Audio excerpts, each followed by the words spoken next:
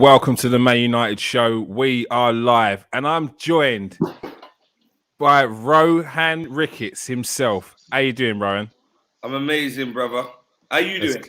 Do you know what? I was going to say I'm good, yeah, but you have given me this different level of energy this morning or this afternoon, and I'm going to say I'm also amazing. I love that, brother. Because you know what it is? When you wake up in the morning, yeah, you can see, you can breathe. You know, you see your children if you have children, your missus, your family. Everything's amazing. You're rich. You don't need what more. Anything else is a bonus, brother. Very true. Yeah. Very true. Don't just be like that today just because we're very talking. True. No. This is what I'm talking about. This is the kind of energy I'm talking about now. Joined by my co-host, of course, Nathan Ennerton. How you doing, Nathan? I'm amazing. See, look what you've done. I'm doing good. Thanks, Rohan. It's infectious. It is infectious. And I hope everyone else in the comment section is amazing as well. We're joined by Kate's here, Lauren's here, King Eric's here. Is that only girl Trafford's here? I know Garth's hidden in there somewhere. All right, let's get this underway. It's the Manchester United and Tottenham preview.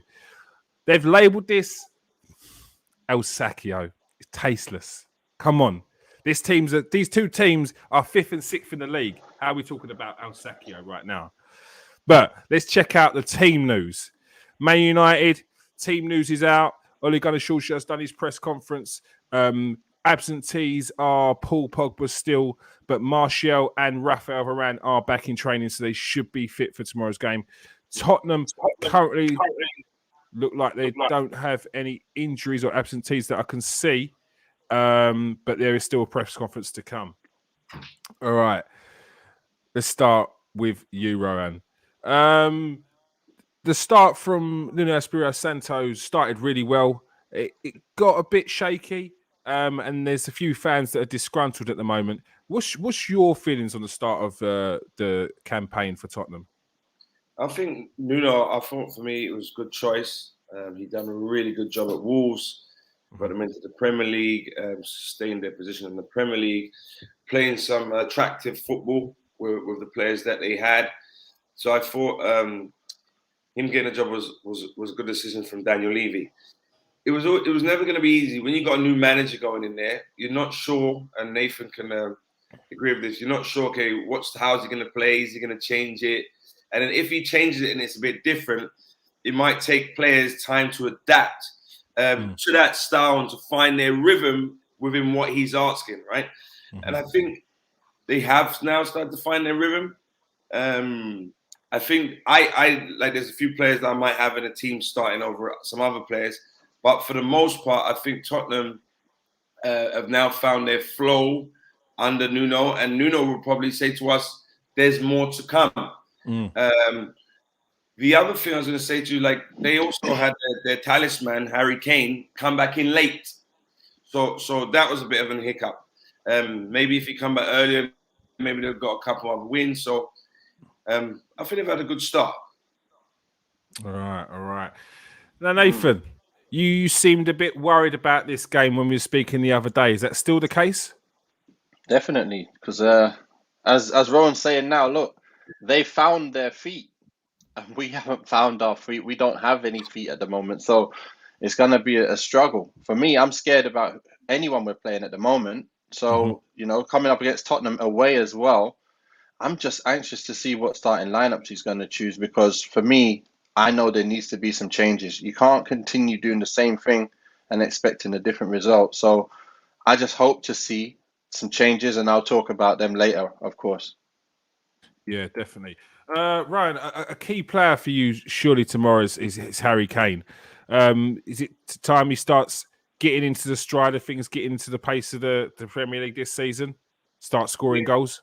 Yeah. I think it is, but strikers, they need service. I'm not saying that he's lacking in service. And I think the most important player tomorrow, or I wouldn't say important player, the most important area of the pitch tomorrow will be the midfield area. Why? Because Manchester United obviously are going through a really tough moment. They're delicate right now. Why are they delicate?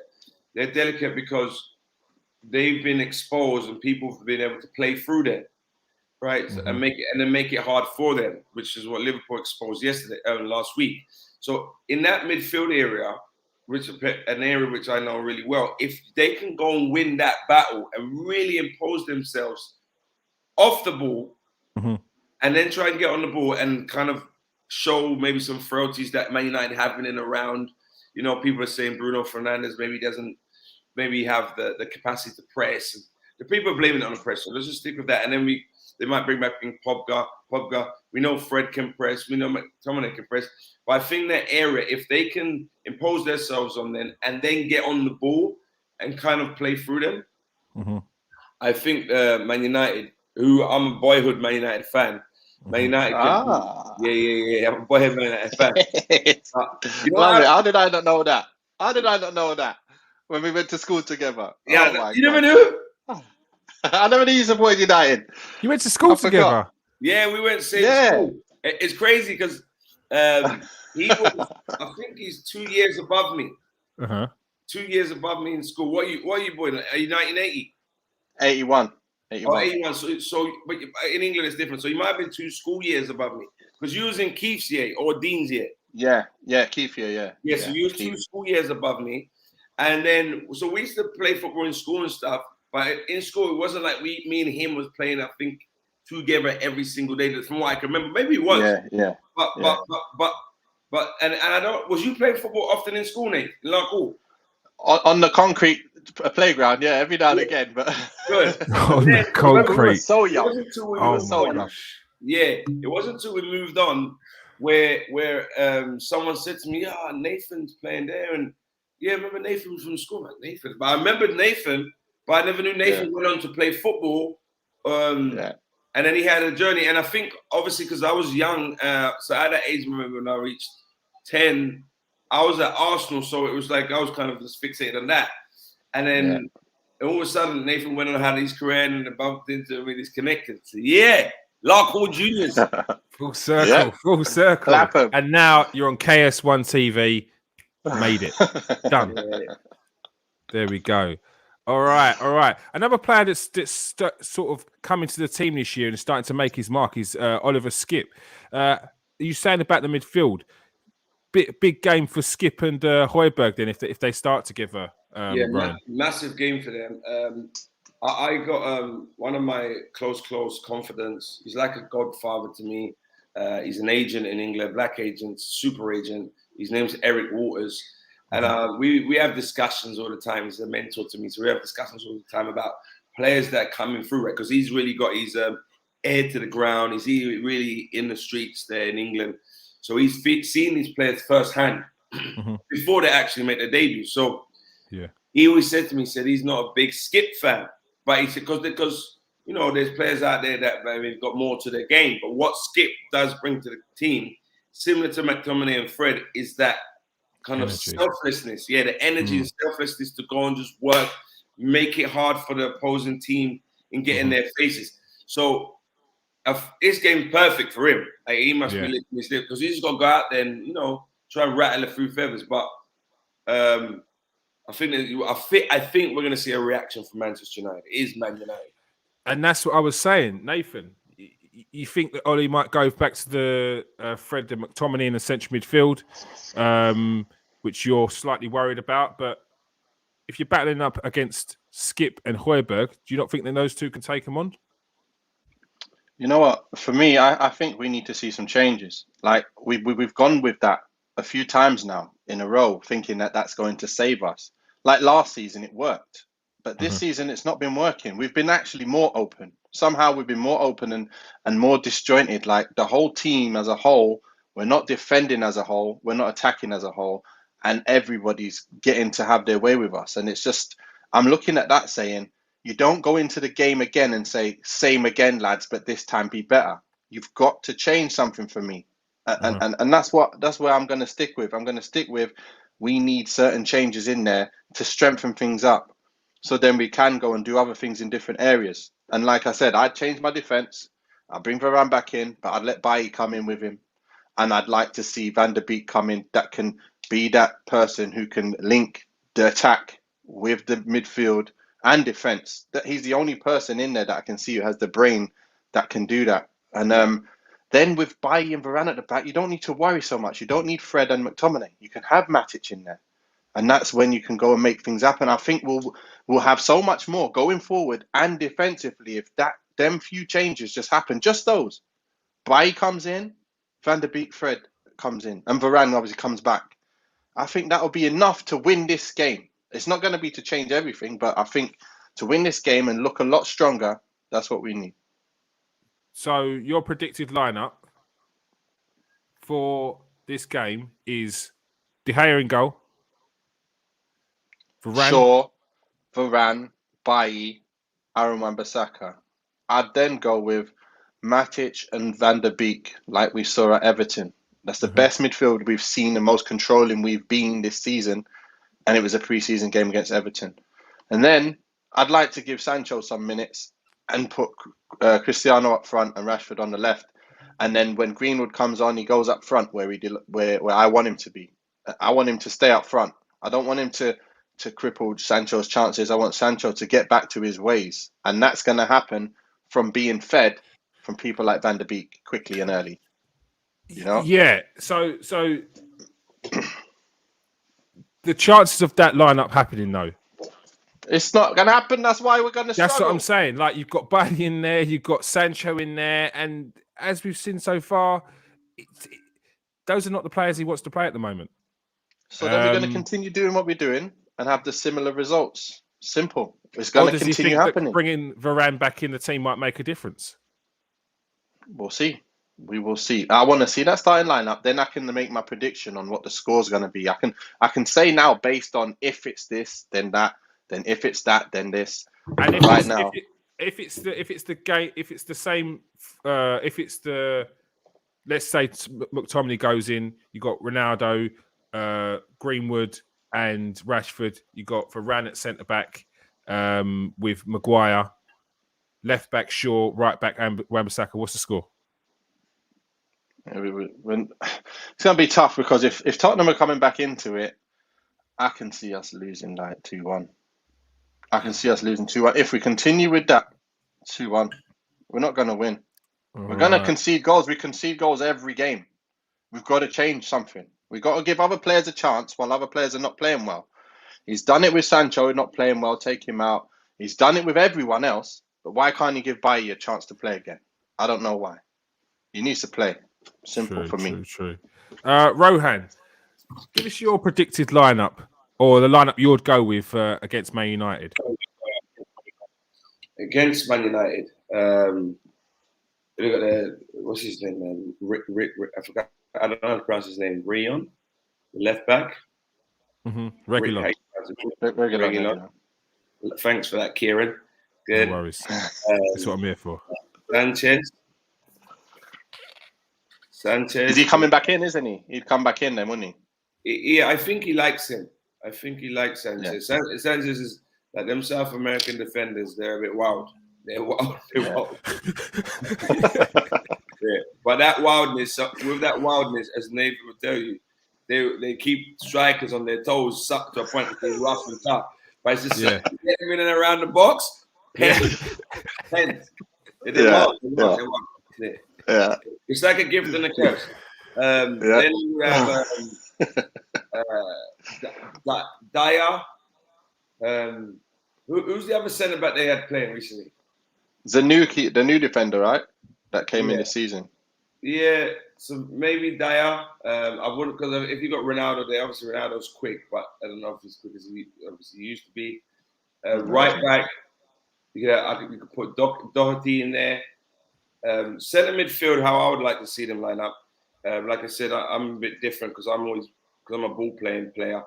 I'm always thinking about kind of, can we get the best players on the pitch and then try and get the best players to work hard without the ball. So I would want to go for Holberg, Ndombele and Dele Alli. So one sitting. I just think they're going to cause a lot of problems because with Ndombele, he's not a runner off the ball, but on the ball, he's very, very special. And then you got Dele Alli who can make runs in behind. Then on the left, we could have Son up front, Harry Kane, and on the right, Lucas Moura. That would be my preferred choice. Spurs fans, they might say, "Oh no, we've got to play Skip." If I'm being honest, I haven't really seen much of Skip to say, "Okay, I want him in there." But yeah, I would go with that team there. How do they get the best out of Dele Alli again? Because the guy's a talent. You've seen what he could do throughout these years. Goal scoring, very good passing. He's got skills as well. How do they get Dele Alli ticking again? The best thing, and it's simple, man management and game time. Man management and game time, because you already know, like probably Nathan as well has been through this situation where there's a gaffer or one gaffer loves you, and then you bump into another gaffer and he prefers someone else, and then you kind of see, look, he's got me his second or third choice. And you know you can do what you did at the previous club with the previous gaffer. But if you're not on the pitch and you don't have the belief of the guy, if he doesn't believe in you, don't get me wrong, you might be able to have a little good 20 minutes, you come on. But to go back to what you're saying, the Dele Alli that we first see maybe 5-6 years ago, you need a regular kind of like run of games. And then you need the gaffer in your ear, he believes in you, like people seem to forget that professional football players are human beings. You can say he's 28, could be a millionaire, but we ideally just want to play football. And when you're at that level, at any level, you need that kind of arm around your shoulder. Not everyone needs that, but most players need a little arm around your shoulder in the game. Look, Dele, look, you got that. You're going to play that. Do what you do. Do what you do. You're on the bench. Like that. Not, Dele, come on now. You got to, making him feel that he's not doing something right. Do what you do. Get on the ball. Make runs in behind. Go and do what you do. Fully supporting you. That goes a long way. I had that with Glenn Hoddle, and it gave me wings. Yeah. Then I've had other gaffers like David Pleat. Can't stand the guy. It's fine. I can't stand the guy, but I've come to understand what he was seeing, but he just didn't know how to convey. And that's why man management's super important at first team level. He didn't know how to convey what he thought I was missing, and then how I should go and try and work on that. He just said, "All right, you're out the team." I read that story about Jonathan, is it Blondell? Oh, you got a good memory. You do your research. You're serious, eh? I'm trying to take this to the top, Rohan, mate. That's what I've got to do. That's what I've got to do. Hey, I got a question, man, Rohan. Go on. Serious. Look, you've hit the nail on the head right there. Exactly what happens inside where no one really hears that kind of stuff. But here's the thing. This guy, Rohan, he's like in my mind, I see you as like a coaching genius. Like you're gonna get to them levels. If you're gonna continue going in that direction, respect, bro. I appreciate that. I can see you getting there. I'm telling you. But here's the thing: as a United supporter, that means you've been watching United for quite a bit. Now, can you give me your breakdown on what you think is going wrong about United and what you would change? Because you might be thinking of something I'm not even thinking of, and I know you are because I can see your face and how you're thinking inside. So that's a great point. So if you see you might have played as well. Have you played a bit, Kieron? Yeah, I played a bit. Lovely. So you understand kind of the lingo and certain things. Brilliant. Yeah, definitely. So when you look at our teams when playing, and you look at certain identities. You go, okay, do they press? They don't press. Okay, do they press high? Do they drop low? I think Man United, we don't know why they press high. They have certain players. They have Greenwood. They have Rashford and Cavani, who's in the squad. And they also, I would say, even with Ronaldo, people criticize it, but I don't know if the gaffer's given them the instructions to press as a unit. Are they working on that? Are they not delivering it as a team? People are pointing the finger at Ronaldo. Are they a bit disjointed? So I don't know if it's clear, and it seems to me it's not clear that we are going to press high because we have players like Fred, we have players like McTominay that start in, Bruno Fernandes, even though he's not got that capacity to really press like that, I see him working hard. So what I would do, me as a person who at the moment is a coach, first of all, I would look, okay, if we're losing 5-0 and we've lost, and we've looked like we're going to lose some other games this weaker opposition, there's a problem when we haven't got the ball. That's just clear, right? Mm-hmm. So we want to make we're Man United. So we've got to make sure no one's coming in and figure, we can get 3 points today.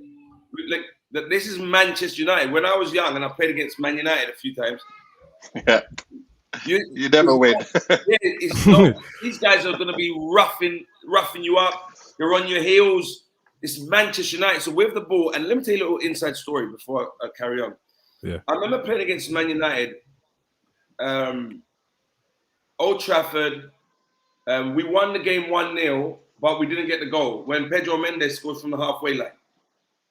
Right? Roy Carroll. Lovely. This guy knows his stuff. Yeah. You're really went over the line. Yeah. What did you have for breakfast, Kieron? Weetabix, mate. Every morning. Yeah. Makes sense. Those fibers. So check this out. So we played against Man United. I played right wing. I'm a central midfield player, but I played right wing. If I'm going to play on the wing, I'd rather play on the left to tuck in, to cut in. So I played on the right wing. I was just charging up and down. In my mind, my opinion, I didn't really have a good game on the ball. But I worked my nuts off. I was played against Gabriel Hines and played okay for me. Played okay. Alex Ferguson went in the game in the players' lounge or wherever it was up there in the stadium and said to Martin Yo, he goes, "You're number 27, Ricketts. What a player, great legs, blah blah, blah, huge potential." So I never knew that. So Gaffer told Jermaine Defoe. Defoe came and told me in the massage room. He said, "Yo, bro." He said, "Yeah, bro. Fergie likes you, bro." I'm like, "Yeah, bro." Yeah, bro. Fergie likes you, bro. I said to Jermaine too. "Yeah, bro." I said, "He was the Gaffer, bro. I was Gaffer." I'm like, "Yeah." So I was like, "All right." I said, I cut my massage short. I said, "Yeah, I'll soon come." I went to go check the Gaffer. I said, Jermaine told me Fergie said some nice words about it. He said, "Yes. And Ferguson said number 27. Great legs, good player, big potential." And he said, I don't know what he fucking saw because you was running around like a fucking headless chicken. like a true Englishman. So he said like a true Englishman. I played the whole game, by the way. I played 90 minutes. He left me on, but the moral of the story is Alex Ferguson. I got to find this out through Eric Waters, who's the agent. Eric Waters is the agent of Ashley Young, and he signed Ashley Young from Villa to Man United. Yep. And Eric Waters concurred what I found out from Martin Yo that Manchester United at the time, who was spearheaded by Alex Ferguson, when they're scouting, they're not watching what you do on the ball. Manchester United players are, in his mind, and this is most of them. So you might fit in a little Cantona here and there and a little guy here and there. But most of them, off the ball, dogs. Yeah. So collectively, as a team, we are extremely hard to beat. That is not Manchester United today. That is Liverpool. Man City are like that, but they do it by keeping the ball. Chelsea are very difficult to beat and get through. Man United ain't. So, do we need McTominay? And do we need he's not got a lot of guile. McTominay's not got a lot of guile. Do we need him centre midfield when we've got Pogba in there? Do we need Fred and him together? No. Matic is probably better on the ball than both. Does he get around? No. But these guys have already done it at the high level. So I feel what Man United have got to do, you see it at Chelsea. Chelsea got two ball-playing players in the middle. They've got Jorginho, they've got Kovacic. Two ball-playing players, and they're tough to beat. So I don't they work. We need to have two. We don't need those two in. We need Pogba in. We need Matic in. We can even put Van der Beek in. But what we need is good man management from Ole Gunnar Solskjaer to make the team and the personalities in the team work and kind of sing off the same hymn sheet off the ball. Off the ball. On the ball, I think they can figure things out. They're good football players. Everyone's now making angles and passing through the lines. Those players are going to, those guys are going to make more, what's the word? Unpredictable decisions with the ball because they're just naturally bare footballers. If we go in a rondo, forget even a rondo. If we went into a 4v4, right? And listen, if we went in a 4v where you had Pogba, you had Van der Beek, you had, what's this guy's name? Bruno Fernandes and Matic, right? Against McTominay, against Fred. Who's the other guys that sometimes play centre midfielder with? named Fred. Yeah, let's just say and that's it. Let's just say we threw a couple more in that they've got that style. Yeah. If the ball playing players that I name don't work hard, we will know they're going to get ran all over. This is yeah. It's like a 5-a-side, isn't it? If they graft, the other guys are going to get near them. Yeah. So to get them to graft that's going to say, has Ole Gunnar Solskjaer got the skill set to get these guys to graft? And then when they graft, let's just stay. If they're grafting and we win and we lose and we draw, stay with them for 4 or 5 games because they will figure it out. Because they've got to change it up. They've got to change it up. Great. That was spot on. Base level, they need to work. Base level, they do need to work. Yeah. And if anyone's played attack versus defense in 5-a-side, you know that them lazy forwards always get beat by us defenders. All the time. Hey, all the time. You go in training. All the time. 5-0. And that one player that young boy thinks, you know what? Let me get Cristiano. Let me get Root. And then that team gets wiped the floor with the defenders. They get slapped all the time. Can defend and score, but attackers can't defend and score. They can just score. Yeah, but Pep Guardiola, you probably see the documentary when Pep Guardiola, who's one of my idols as a coach, when he went to Barcelona, the B team, he was in the B team, and then he had the Busquets in there, and Iniesta's, and Messi was in there, Pedro was in there, a few players, and then all of a sudden, when he got promoted to the first team, and then he brought up these boys, he had obviously the Ronaldinho. No, I don't know if Ronaldinho was there at the time. He had some really top players there, and Ronaldinho was there, but he slowly kind of phased him out, and then gave Messi his head. So he said one of the key things that he had to do wasn't to give them these fantastic formation. Like, no, they already were going to play 4-3-3. That was their philosophy. That was their identity. He said the key thing for him was to get these footballers, or Xavi and these guys, the good footballers, to graft off the ball. That was the main thing. He said, if I can get these guys to graft, because remember, they're small, they're slight. Yeah. If you could get them to graft off the ball, make it difficult for the other team in the ball, then we're going to have the advantage, because when we get the ball, we're better than them. Yeah. So we've got to go back to some real basics and make it difficult. And hopefully, Ole Gunnar, it's really worrying that Man United and Ole Gunnar Solskjaer knows this stuff from Fergie. So something's, I don't, and maybe we have what's it called? I don't know if these players. I was talking to one of my boys. You might know him, but I'm not going to say him say his name on it because he's. I'll tell you that after. But we were talking about foreign players, and sometimes you have certain players and they got this style, and the style is not conducive to pressing. And if you don't know how to get into that guy because there's 2 ways. You can talk to players in 2 different ways, right? You can say to a player, listen, you're going to have to pull your finger out. You're going to have to press. Yeah. That might rub someone up the wrong way. Yeah. Cool. Another way is to go in and pull the guy in the office and say, look, you're the best centre midfield player we've got in there. Yeah. But to take you to the next level and to really get us going, we need you, because you're going to take this to the next level. But we need you, press. And you do that with 3-4 of them. They're thinking, right, they're the man.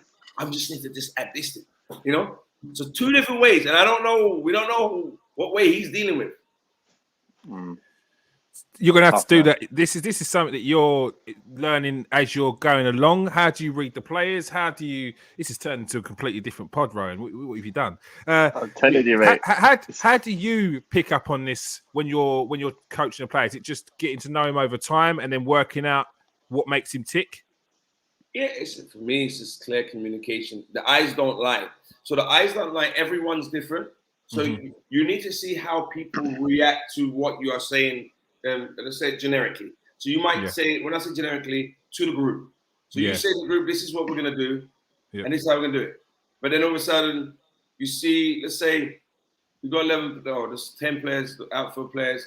You see 6 of them that are buying into it, and you see 4. I have obviously my academy, the Rohan Ricketts Academy, and my academy focuses on training. So a lot of players that play for different clubs all over Toronto and certain areas in the GTA.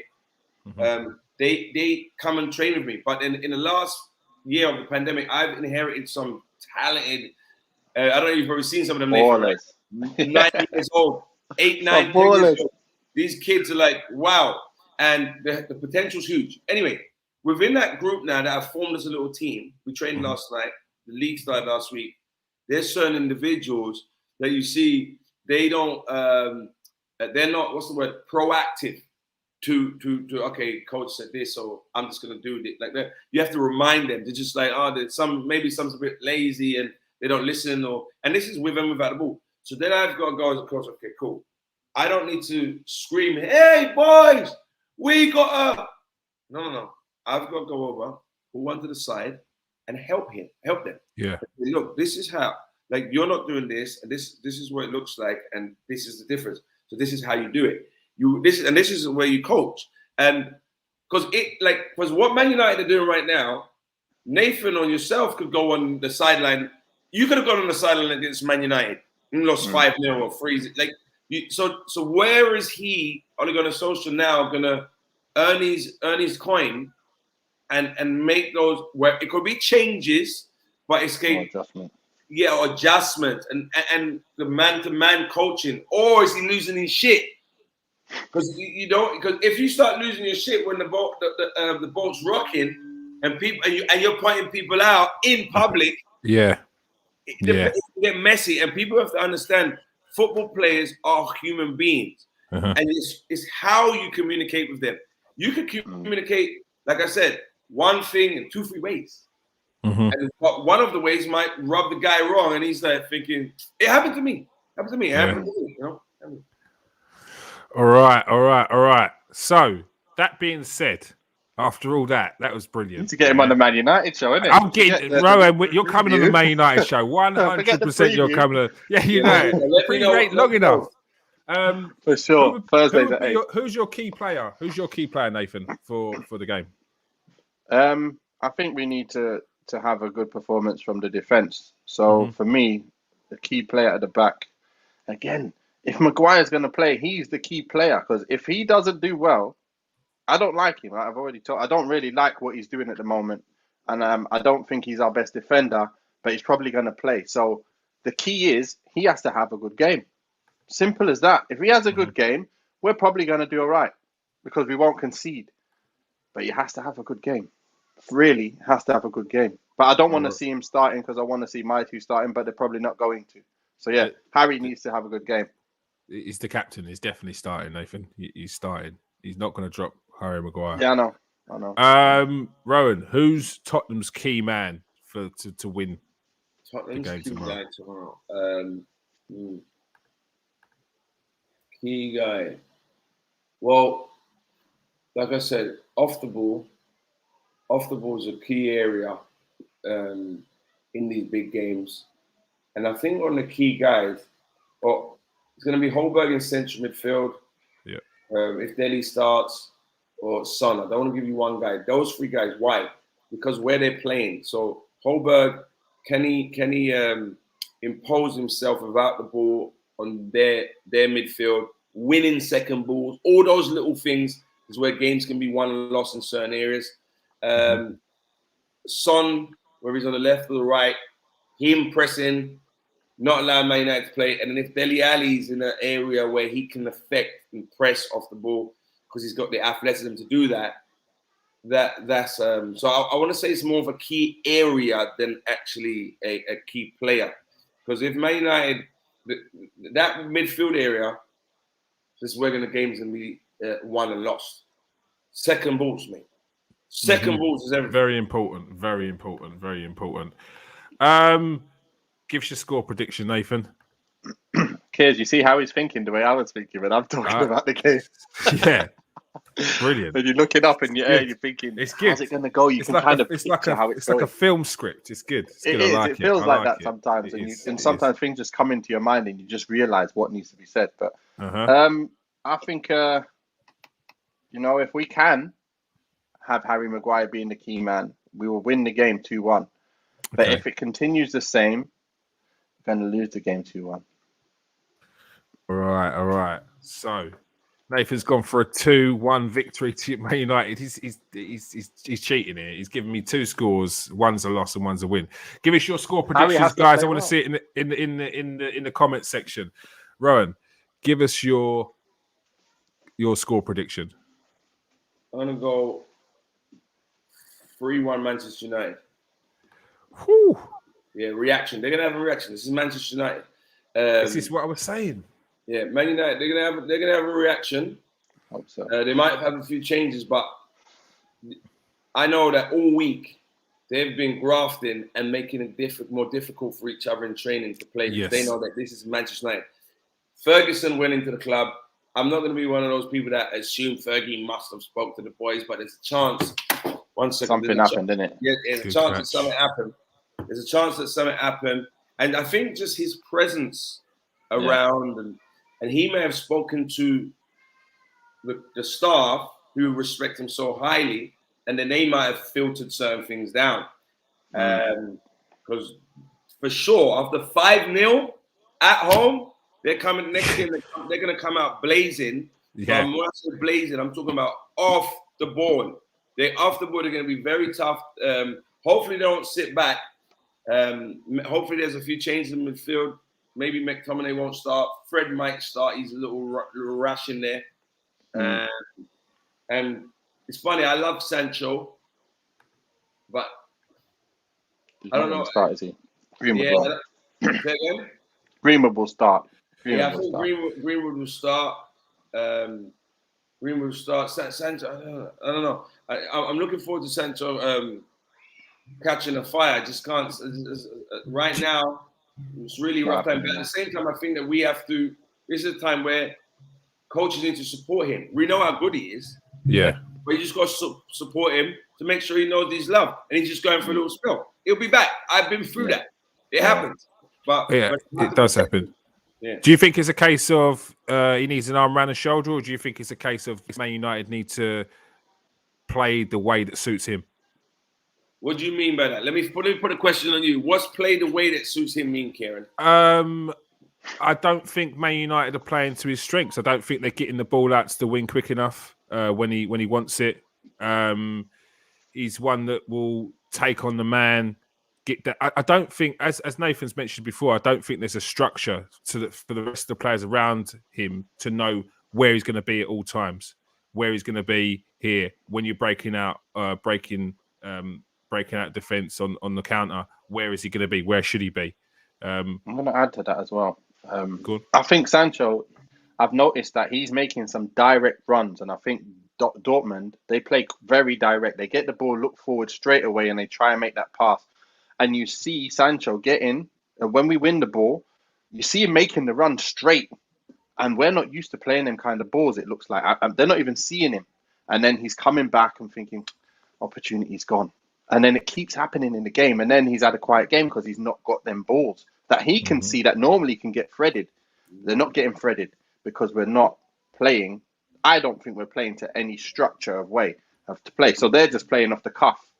And when it's off the cuff, everyone just does whatever they want. You don't know by closing your eyes, knowing where players are going to be. So they have to open their eyes, see where they're going to be. Oh, you're going there. Okay. And that's why, I think we're falling short when it comes to these games where you have to break people down. You need to have a structure and then play off the cuff in that final third where little interchanges happen. But you've got to have that structure, and we don't have it. Yeah. I think there's a few things, right? So playing in that position, like you said, you're dependent on other people providing you service, getting you the ball quickly. So that sometimes comes with they'll get you the ball sometimes quicker once they've seen you deliver a bit. Even though obviously he came with a big price tag, he's still kind of he's a big talent for sure. But they're looking, okay, now you're back at Man United, you're in the Premier League. Did he hit the ground running? No. The other thing I want to say about Sancho is, like, one, he's coming back in the Premier League, right? He's a Premier League, harder league, more competition. The games, for the most part, are tougher. Faster. Just better teams overall. So he's, I think, finding his groove and how he's going to be able to affect these teams, and because remember, he doesn't have blistering pace. He has a surge, there's a little burst of pace, but it's not blistering. He's not like super powerful where he's just going to charge by. Like, for example, what's that guy's name who used to play for Man United? Even like a Rashford or Antonio Valencia, where it's this kind of force type of guy. He's jinky, he's clever, and I think like people definitely in England, there's a bigger spotlight, and they judge people so quickly, and they judge you on numbers, and they judge him on numbers. We never judged. This is where it's kind of tricky. We never judged Iniesta on numbers. And they're not similar players, but they both have the ability to carry the ball, and he can create. But we're expecting more maybe goals from him. But I think people have to understand I don't think he's going to be a goal. Like, I don't think he's going to be. Maybe he might get there, but he's not going to be a 15 goals a year guy. Like for now, hopefully he develops that and he looks at what Raheem done. But then to do that, he might have to start going to areas where Raheem goes. Raheem Sterling, everyone's praised him over the last 2-3 years. Why? Goals. Yeah. Goals. No one talks about how good he is. But the opposite with Sancho is how good he is and tricks and cool. But then now we're saying he's still doing little bits and pieces. But now we're like, no, you're at Man United, bro. We need numbers and stuff like that. They did the same with Cristiano Ronaldo. So I think he's in that little area. Hopefully he looks at it as an area for development, doesn't feel sorry for himself. And looks at how can I now bridge that gap? How can I now become someone who gets goals and stuff? Because that's at Man United. They're not into all that tricks. They're fine with, look good, we'll buy you for that. They bought Ronaldo for that. But now you're at Manchester United. Where about winning silverware? Make it count. Crosses and shots at goal, mate. Yep. All right, Rohan, my phone is going off right now. People are saying, get him back. Get Rohan back. Get him back. Honestly. How long have you not been doing this? I've been doing this season. We started the Man United show. Oh, the Man United show. This only this season, the Man United show. So yeah, it's doing well. But the channel as a whole has been going for a couple of years now. Nice. And so where do you put this out on different platforms? Yeah, this will go out on YouTube. This will go out on Twitter. So it's on YouTube, Twitter, Twitch, and Facebook. It's out on at the moment. Nice. So, yeah, we're building slowly. You don't put it on Spotify or iTunes? Yes, we will eventually get it on Spotify. I just got the new mic, so yeah, we're getting there. Well, now I've got the mic. I'm comfortable that it's going to be sounding good. So yeah, that's. I wanted to get everything in place first. Exactly. Yeah. But yeah, Rohan, you have to come back now. You have to. Otherwise, it's been good. It's been very intelligent. Absolutely brilliant today. Man United fans are loving you. Tottenham fans are loving you. Come back. Cool. Quick question. Nathan, I appreciate the compliment you said about you feel that I can probably reach to a high level as a coach. Why do you think that? It's because you're thinking on a deeper level. You know, when coaches, you hear people like Ollie, for example, speaking, doesn't go into any detail. He's not really going to go into detail, but you hear other coaches going into certain details. But when I speak to you, it's like you take notice of what the person is taking in. I've seen your coaching sessions as well. I've watched them online. So you make sure that they understand what you're trying to portray, and you have a way of doing that. You're making people understand exactly what you want them to know, and that's the coach's job. And you can see the differences in different coaches. Like myself, I can see it when I started doing coaching, and I got a little bit better, but I can see a total different level when I'm speaking to you, if you get what I mean. So that's where you can see there's levels to this, and there's levels to everything, isn't it? Like you talk to a fan who's never played the game, and they may say something, you're like, but you ain't played the game. You don't really understand it the way we understand it. Yeah. It's the same with coaching. You start coaching and you think that you can say stuff, but you can't just say stuff. There's ways to say it. And that's what I think you have a gift of saying it the right way and getting your point across. So if you had a team, you'll be able to tell them exactly what you want, and they'll go out and do what you want them to do. It's not easy. It's clear. It's not an easy job. It's funny. It's funny you say that because I've been told it by numerous people, and my long-term goal is to coach at the highest level. But sometimes it's good to know what you just said, so I can know that's just to really polish it and polish it and polish it, and to stick with that, because there's different coaches can have different kind of personalities and identities. So I'm trying to make sure that my identity is very clear. And like my friend that I was talking to the other day, he was saying that coaching ultimately is to be able to communicate clearly your message. So that and make it just how you say, tactful enough that the people are not going to get upset, because they're human beings, Yeah, I think what's important, which you've reiterated quite a few times, is the time that you're willing to give that player separate to the other players, just to make sure they do understand your instructions. I know I've worked with coaches where it's blanket, so it's you all listen to this. If you don't get it, you're probably out the team. But it seems like you're willing, and you get that the football's moved on, and you have to take time out to give people that individual instruction if they don't understand it, because they could be your star player. So it's beneficial to everyone. Question, Kieron, what position did you play? I was a goalkeeper.